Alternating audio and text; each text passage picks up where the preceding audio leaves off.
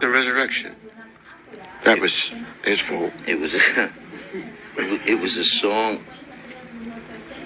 Amazingly, it was a song that was released in 1980 by a band called Killing Joke. Who were Didn't you play it to him? He laughed. Huh?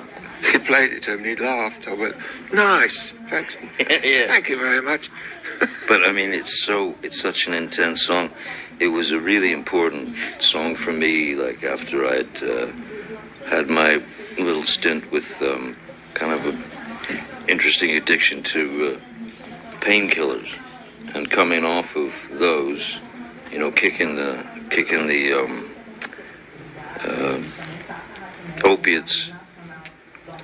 I remember sitting in a chair, this chair for about 5 days, listening to Death and Resurrection show on a loop, and I just sat there, sort of holding on, you know, like. Wow. And there's something about that song that's very, very, yeah, I don't know. It's about personal, powerful. Yeah. It is. Those climbing chords are about as heavy as you could ever get. Yeah. So that was great that we ended up doing that one. At least for me, it feels like a cleanse. Yes, I arrived at the place where I could actually play the song and not just have to listen to it gripping a metal chair. Suzette Smith, are you here somewhere? You out there? There she is. Hello, Suzette, in the front row. On the other side of the glass. Suzette asks, what has been the best part being back on tour in Europe and the U.S.? For me, Jeff very simply and kindly, and Jeff and his wife Sandra just took me in to their house, and I lived with them for months and months and months, and then we went on the first tour together. And so for me, having had to deal with other things at the same time, once those things, you know, are down the road and you drop into the tour, well, it's like you're home, and you feel at home, like where I can actually be me. Vegetarian food. What's that? That time, but I looked in the bin once and there was a McDonald's wrapper. Where did that come from? I'd had that in my back pocket for weeks. It was a cheeseburger. No, I wondered where he got it. We lived 50 miles from the nearest one. They asked me to do an honor. He was honorary man of the year at the Music Cares. And they said, please come and play with the Brian Wilson band, any one of Brian's songs. I didn't come properly prepared.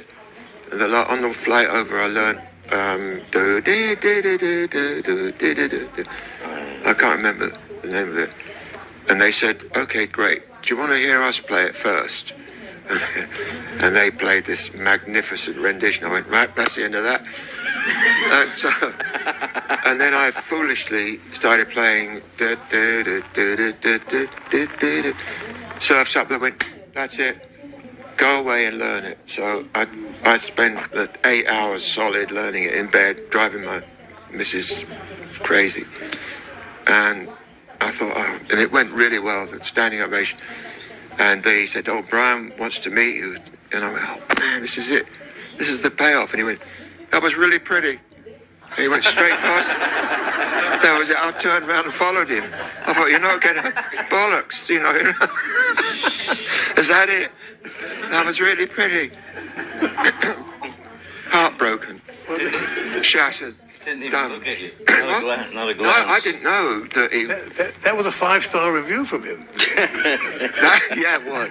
I mean, that's the most he said to anybody in weeks. Yeah, probably. The mystery of that remains, you know, because all the tour I was trying to talk, and he was talking, he would talk about Dennis, you know, because I loved Dennis's sort of mystery, that he wasn't really, those songs were just part of an album. I found that song, Time, you know, it's a beautiful song. He's got such a deep, sincere voice, when he sings.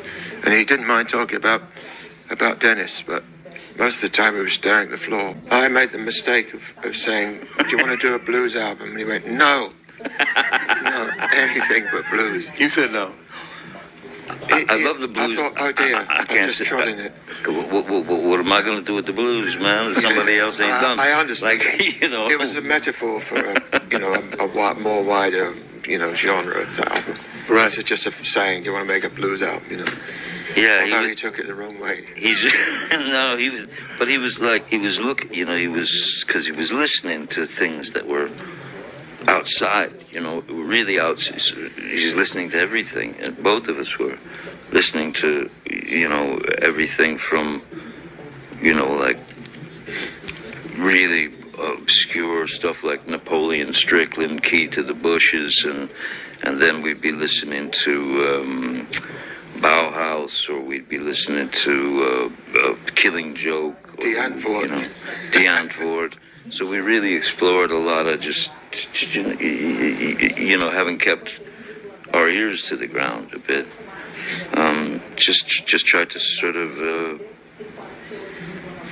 create something that was, I had a different approach, I suppose, especially for Jeff's. It was a very unexpected record, I think. It started with Jeff, down in the old French house. Yeah. When Johnny was a late riser. Yes. And I thought, let's steal this drum kit from out of the office. He had a little sort of office where he worked, but the drum kit was penned in this little alcove. 4 of them stolen. I didn't wake up once. So we dragged the kit from there to the main house just to see if it sounded, use the room sound. And it sounded like a Motown drum sound, which is, the holy grail of drum sounds. And I laid down a track with my engineer guy, who, when he heard about Johnny, he came down there at about 400 miles an hour. So keen was he to get there. And I said, put on Ooh Baby by Miracles. And I played along the drum part. And we tricked it up a bit because I was a bit out of time. But the sound was pretty good. And I put the bass on and then the rhythm guitar and then just a little solo. And then he came in and went, what the fucking hell's this? We'd already started. And I just woken up and I walked in with 2 bottles of rosé and ice, south of France and everything. Great. And he goes, check this out. Bang. And it was, It was the bare bones of the track. It was the basis of the track. I don't know why, I felt really sleepy, and I went to the bedroom next door to the studio, and I woke up and he was doing 3-part harmonies to it. I couldn't believe it. I just thought, this is amazing. He picked out the 3-part, and I thought, he said, I'm ready for you now. I said, no, you're going to sing now. If you can sing the backup as good as you did, you do the lead in falsetto. And he went white and then punched me in the face.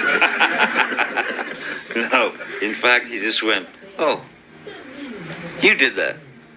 I said, yeah. I'm thinking. I think he hated me for about 3 months after. I'm in trouble. I've put in like this, because I thought I put this layer. I'll just layer this a little carpet, underneath the instrumental that we're about to do with Smokey Robinson and the Miracles. Ooh, baby, baby. So I threw these 3-part harmonies in. He hears them, comes in the room. He says, what's that? Who's that? Is that you? I said, yeah. And I'm thinking, I'm going to get kicked out of my own house now.